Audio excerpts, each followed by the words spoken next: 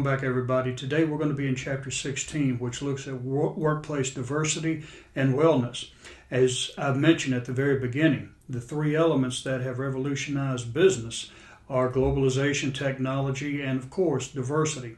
We embrace diversity because with diversity we get a rich really a rich workforce with differences of perspective, which can help you, and differences of opinion, which can help you. But there are some challenges as we take a look at diversity, and diversity is more than just race. There's a lot of diversity out there that we have to deal with in the organizational development realm. So let's go ahead and get started with workplace diversity and wellness. Well, welcome back, everybody, and today we're in Chapter 16. And Chapter 16, as you can see, deals with workforce diversity, inclusion, and wellness. So let's go ahead and get started. Now, there's a framework for managing diversity. Now, in the past, if you have looked at the history of management, leadership, development, all of that, you'll see that in the past, the workforce was primarily comprised of white males. Now, you did have females in the workplace, but they were really not very prevalent. The culture at the time, and I'm talking about the 50s, 60s, 70s, we were more or less a masculine, male-dominated type of workforce. Now, several changes have occurred, and I guess it's better to go ahead and get that out now. Several changes have occurred through the years that has made diversity more prevalent, and it's not only provided opportunities, but it's also provided challenges for many leaders. And the primary force that has influenced workplace diversity would have to be the Civil Rights Act. The Civil Rights Act of 1964 was given as a tribute to John F. Kennedy. Lyndon Johnson signed it into law, and it really just said at that time, don't discriminate. But discrimination still persisted. People were still not giving minorities, and primarily we're talking about Black Americans, were not given opportunities the way they should have, and as the Civil Rights Act had intended. But now the Civil Rights Act, let me say, is not a racial act. It's based on any type of minority or protected class, and that means gender, it means age, it means abilities, handicaps, and so forth. So it is a broad sweeping piece of legislation, but we have come to really regard it as a racial piece of legislation to protect African Americans, and that's not really the case. And the Civil Rights Act applies to everybody.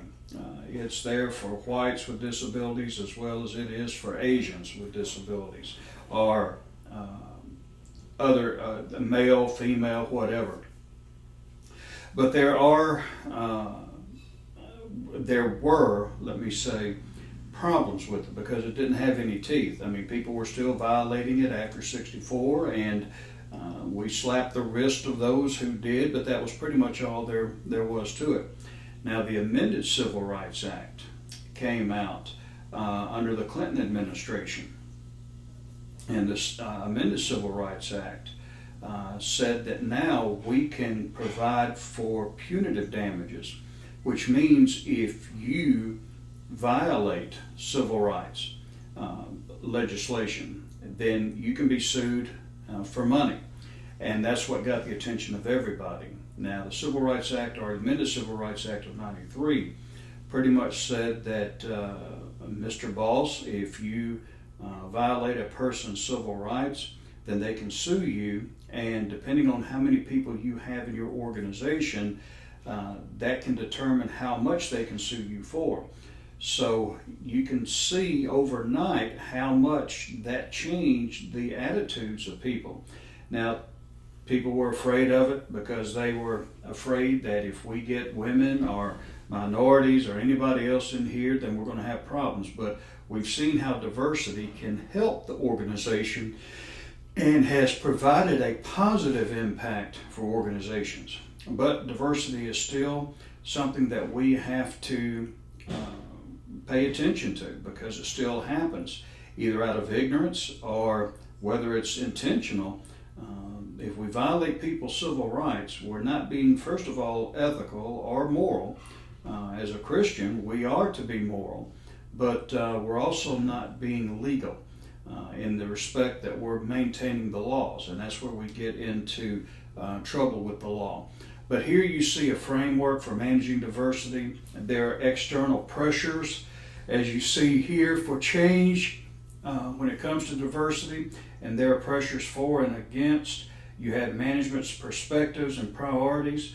Diversity may not be a priority for some, and for a while it wasn't, until they got called into court and had to start paying money. Then that changed their attitude quite drastically. But there's also internal pressures for diversity, for and against diversity, and that's the implementation of it. At the beginning, we were very slow in moving towards diverse organizations. Today, it's not so much of an impact because we're used to it now, but in the past, we had to really think through how we were going to be inclusive to all races and what we call protected characteristics of people that the law covers. So this is just a diagram of the external and internal pressures for and against diversity. The main thing is, again, when we look at the law today, there are many who argue that we have reverse discrimination because we are hiring because of a person's race over maybe the best qualified. So you can see how something that was intended for good can still turn out bad, and it may be as such. So discrimination on any level or basis is wrong, and as Christians we need to be aware of that. Now, some of the things that we're going to deal with as we move in further to the 21st century, we've got the issue of age. Now, the Age Discrimination and Employment Act says that you can't discriminate against anybody 70 and younger. So it used to be 40, but now they've increased it to 70 years old. So that means that you are going to have an older workforce. Now, the median age is up. The distribution of ages change. Now, the implications, you have a lot. Healthcare, as the people age, things are going to break down. Companies are going to have to pay the healthcare costs. Mobility, security, all of those things will have an impact on it. Mobility is going to be probably one of the more profound impacts on age diversity. Now think about this: if people aren't retiring until 70 years old, then what's going to happen to the younger people who are in the organization who are looking to move up? If there is a bottleneck because older people are just not going home, and we're seeing that in the workplace. We're seeing older workers not retiring because of financial inadequacies. They can't afford to retire, or they have family that come and move back in with them, so their financial burden of the family hasn't alleviated when the kids turn 18 and are supposed to leave home. So they're having to stay longer. And as they stay longer, what are you going to do? While you're trying to move up, you find out that the older people have the maybe the higher positions, or there's not as many positions available within the organization. So mobility is an issue, and as such, job security. If they're protected by law, you can't let them go because they're old and you want to keep young people. That's against the law too. So security, mobility, healthcare are implications. The interventions, wellness programs, and wellness programs are designed to encourage the employees to maintain a healthier lifestyle.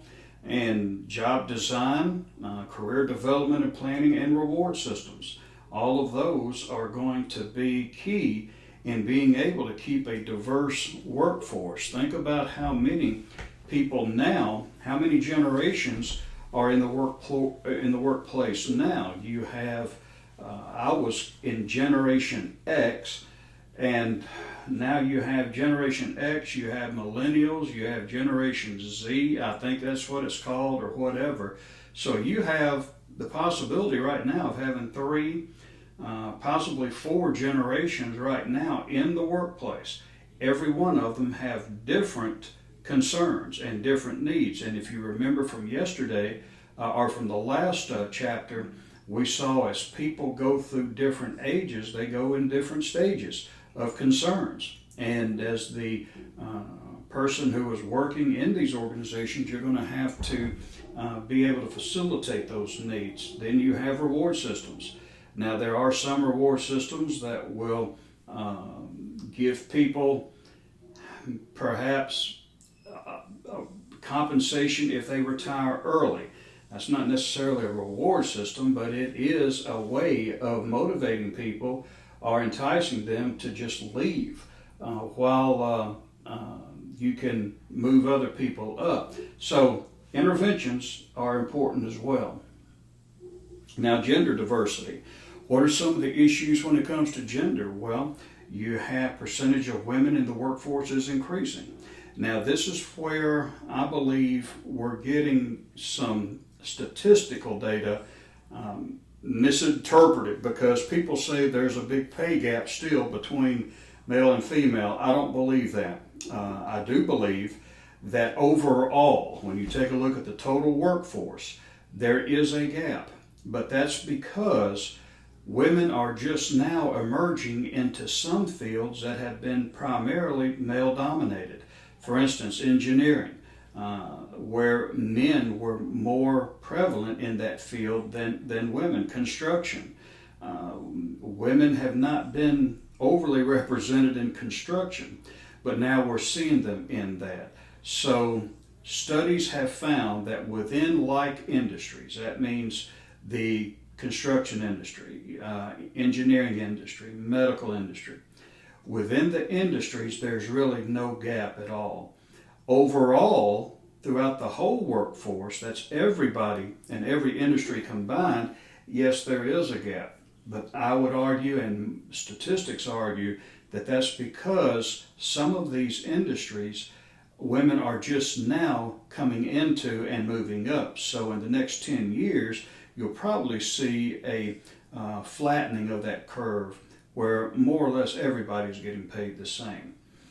Dual income families are increasing as we see women in the workplace now. Women are having to go to work because of the lifestyles that we're living.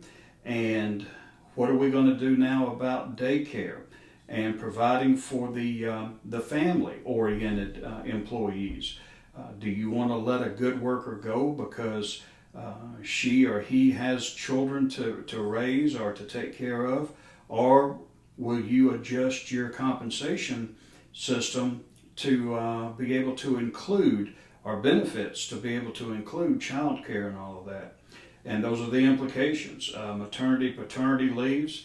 The FMLA provides for paid leave for those who have family issues, child care, single parents. We have a lot of that now in the workplace. And the interventions that we have are job designs. We can alter schedules and processes and so forth to be more accommodating.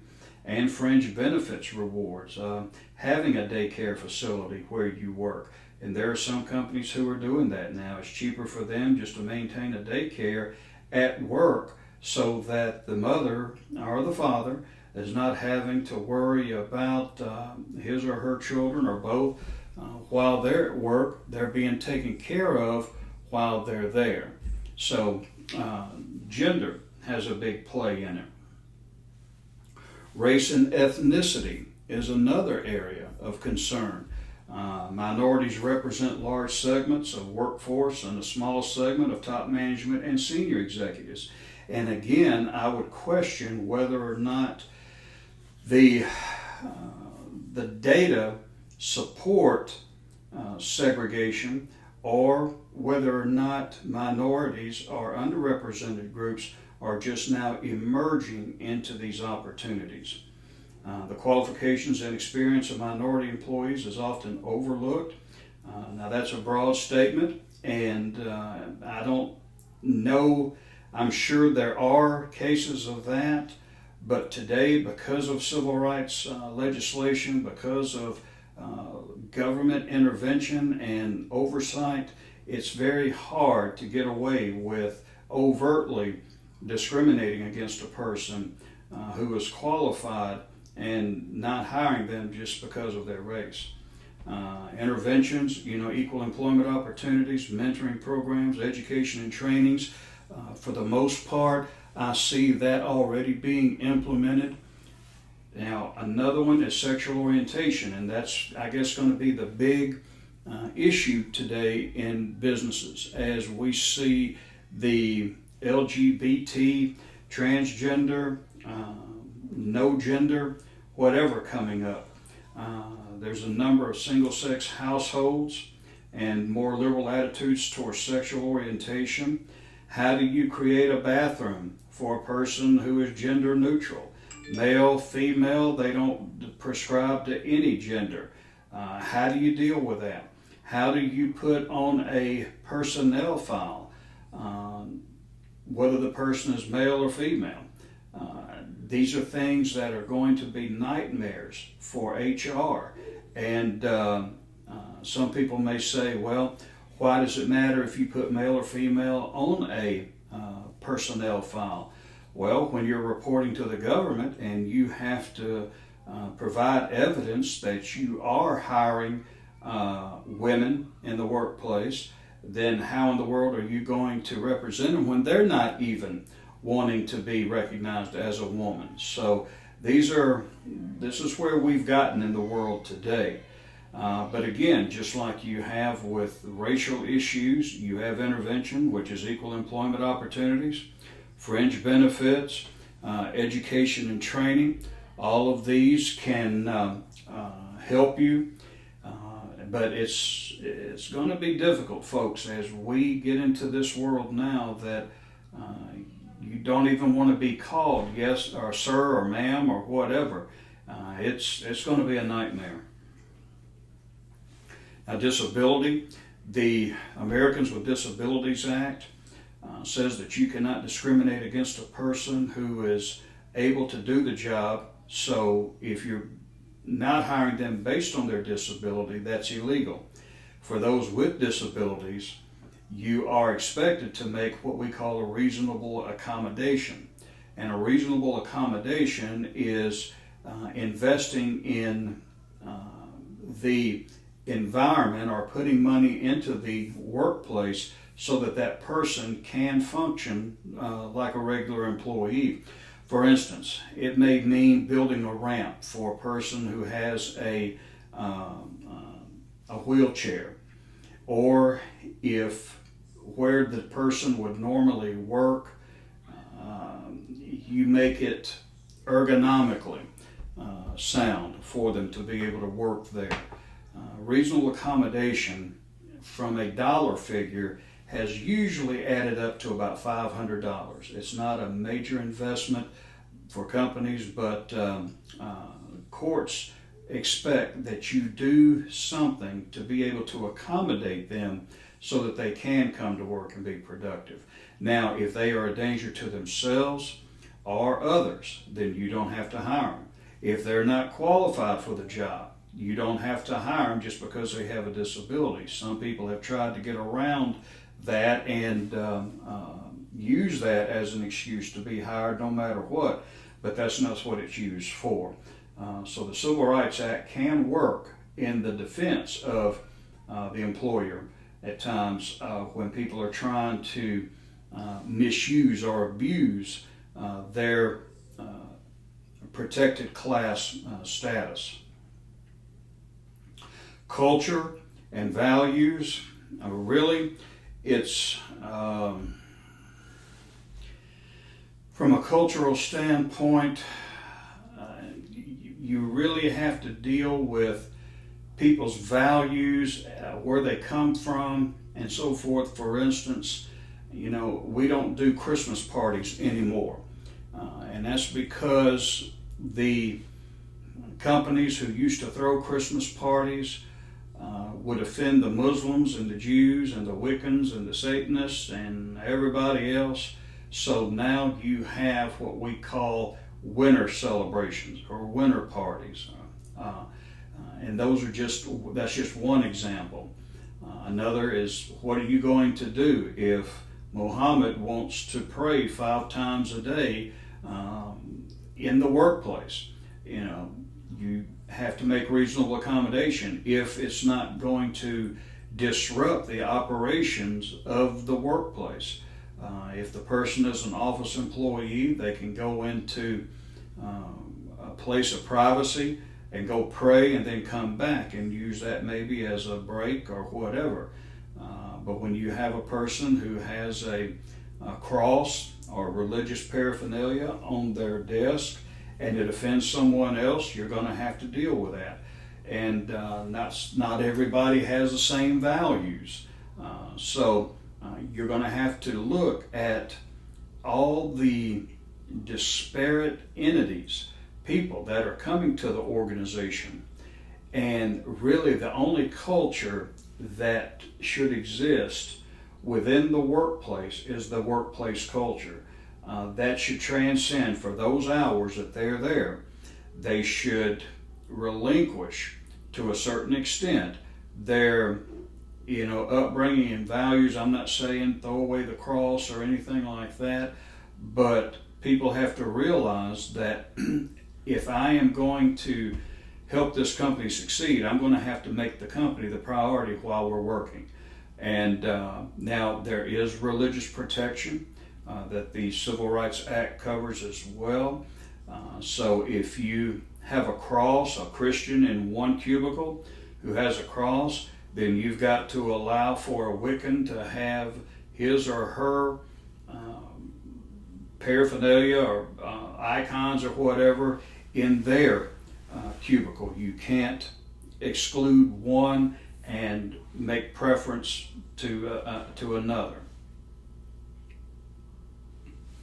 Now, stress and wellness interventions. We've talked about wellness programs, and they're working fine. I mean, you have smoking cessation, weight loss. You give incentives to people to live healthier and so forth. Some people have cafeterias and they will promote health by cooking healthy food for lunch or whatever.